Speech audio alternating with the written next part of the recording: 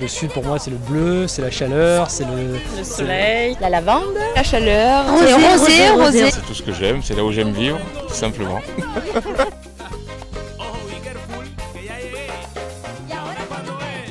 Notre salon Vivre Côté Sud, c'est un peu une image de notre magazine, une image concrète pour les lecteurs. C'est tout un éventail d'art de vivre qui est là, qui se développe avec un aspect assez simple, assez convivial.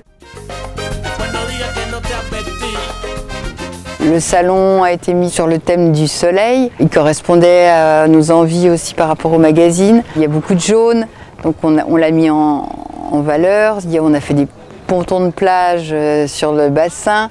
Donc il y avait ce côté vacances et humeur soleil.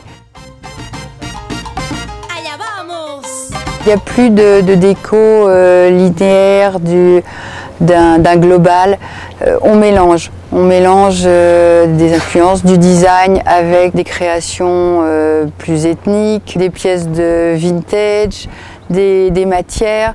Tout ça se mélange avec spontanéité, avec liberté. C'est des petites pointes, des fois, des petites fantaisies qui viennent rehausser un décor.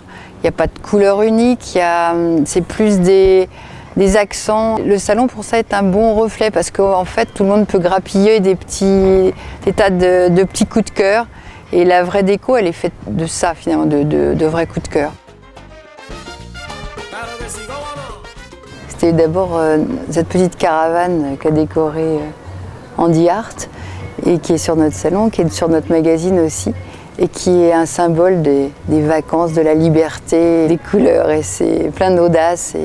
Et on l'a adoré. Côté brocante, des fauteuils en rocaille qui mélangeaient du Scooby-Doo vert. On a beaucoup aimé aussi la nouvelle toile pastèque, des toiles du soleil qui reprend vraiment les couleurs de la pastèque. On en mangerait. Elle doit être généreuse, elle doit être conviviale, elle doit être simple. Elle a du goût, elle a beaucoup de parfum.